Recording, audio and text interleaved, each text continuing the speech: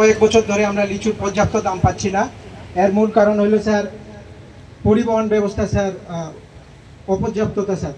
এর জন্য আমরা চাই স্যার দিনাজপুর থেকে সরাসরি লিচু নিয়ে যাওয়ার জন্য যেন এসি বগি দেওয়া হয় স্যার। আরেকটা বিষয় স্যার, আপনি বসেন, একটা প্রশ্ন নিব আমি লিচু দিয়ে বলি। আমারও একটা অনুরোধ আছে, ধানের জমি যেন ধানের জমিতে লিচু চাষ করবেন না, ধানের জমি ধানের জন্য রাখতে দিতে হইব, তারপরে লিচুর জমি।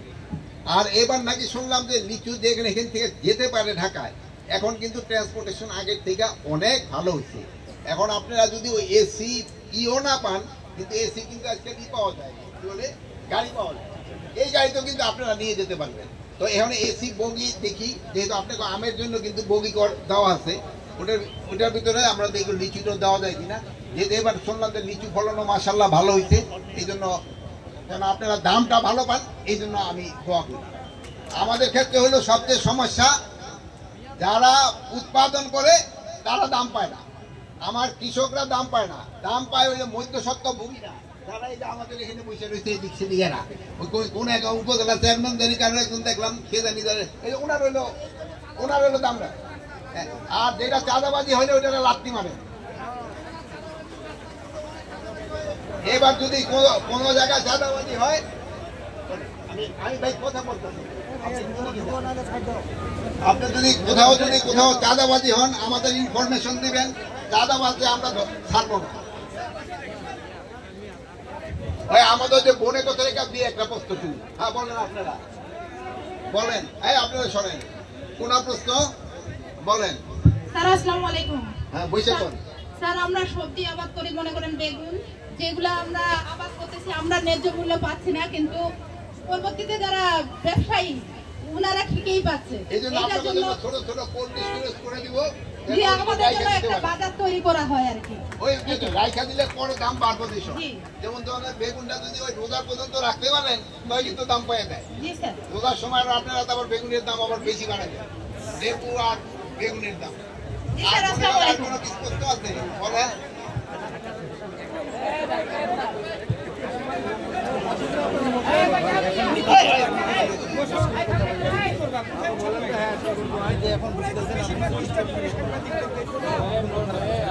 স্যার আসসালামু আলাইকুম, আমি বিরলের বৌমা।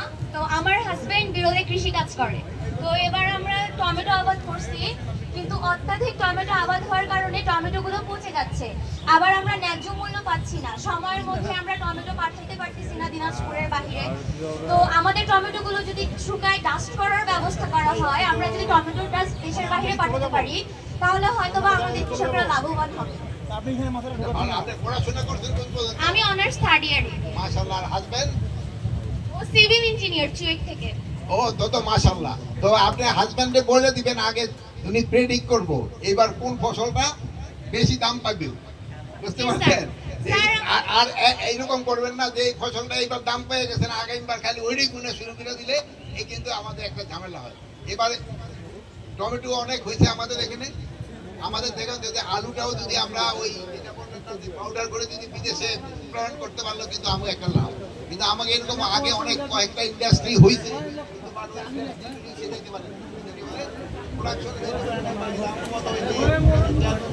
লোন টোন নিয়ে এরা এখন ভেঙে গেছে, টাকা পয়সা নিয়ে ভেঙে গেছে। এরা কিন্তু বহু ঝামেলা করছে, যেহেতু এরা ইন্ডাস্ট্রির জন্য লোন নিছে, ব্যাংক খালি করে ফেলাইছে, কিন্তু কাজের কাজ কিছুই করে।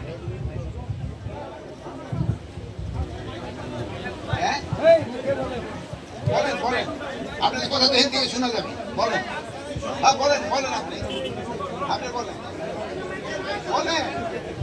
আসসালামু আলাইকুম স্যার, ধন্যবাদ আপনাকে এই জন্য যে স্যার জিওগ্রাফিক্যাল ইন্ডিকেশনে অর্থাৎ জিআই বাংলাদেশের ভৌগোলিক নির্দেশনে আমাদের দিনাজপুরের বেদলা লিচুকে আপনি স্বীকৃতি করবেন, আর এই সংরক্ষণ করেছেন আমাদের দিনাজপুর জেলা প্রশাসক, ওনাকে ধন্যবাদ।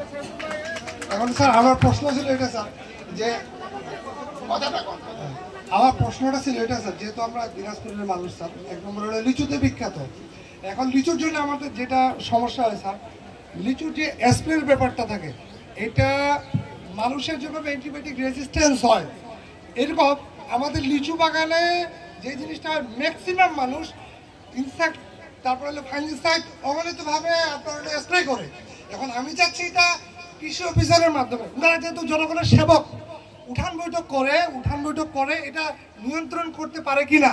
এক, দুই নম্বর স্যার একটা উত্তর দিই, শোনেন আমারও তো অনেক বয়স হয়ে গেছে, দুইটা প্রশ্ন করলে মনে থাকবে না।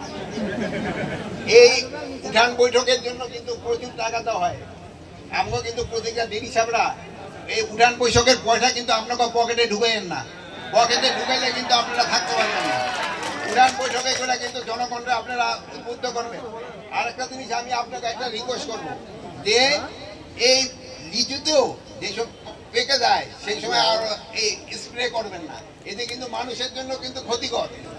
হ্যাঁ, এই জন্য এরা করবে আর আপনারাও একটু দিবেন না। এটা কইরা ওই যে আমার এক ভাই বললো না যে কোচ দেওয়ার জন্য এসি কোচ, মানে ওই ঔষধ দিয়ে এসি কোচে দিয়ে দিলে কিন্তু মানুষের জন্য কিন্তু অনেক বড় ক্ষতি। এই জন্য স্প্রে করার আগে চিন্তা ভাবে করবেন, কৃষি অফিসার যেইভাবে বলে ওর চেয়ে বেশি আপনারা কীটনাশক দিবেন না। আসসালামু আলাইকুম স্যার, আমি মোহাম্মদ ইসলাম স্যার। আমি একটা আম উদ্যোক্তা। আমের স্যার আমি গত 3টা দেশে আম পাঠিয়েছি স্যার, ইংল্যান্ডে, সুইজারল্যান্ড, সৌদি আরব। কিন্তু স্যার আমের একটা জটিলতা হয়, আমরা কিন্তু সময় মতো সঠিক কোনো বায়ার পাচ্ছি না। আমাদের বায়ারের সঙ্গে যদি একটা স্যার ঘন ঘন মিটিং করতেন তাহলে আমাদের একটা পরিচিত বাড়ি যেত স্যার। আমরা হয়তো মোবাইলে আমরা শুধু আম নাই, এবার আমরা কাঁঠালেরও কিন্তু এক্সপোর্ট করার চিন্তা ভাবনা। জি স্যার, আলহামদুলিল্লাহ স্যার। কিন্তু কাঁঠালটা অনেক বেশি থাকে, এবার কিন্তু আমরা কাঁঠালও কিন্তু এক্সপোর্ট করার চিন্তা। আমাকে ইয়ে কই আছে ওই যে আমাকে পিটি সাহেব হয় নাই সে ওই যে আমাকে বরেন্দ্র পিডিকো চেয়ারম্যান সাহেব, এই চেয়ারম্যান সাহেব আসতে দাও।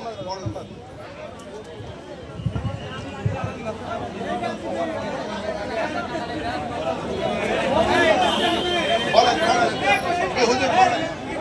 হ্যাঁ বলেন এক মিনিট।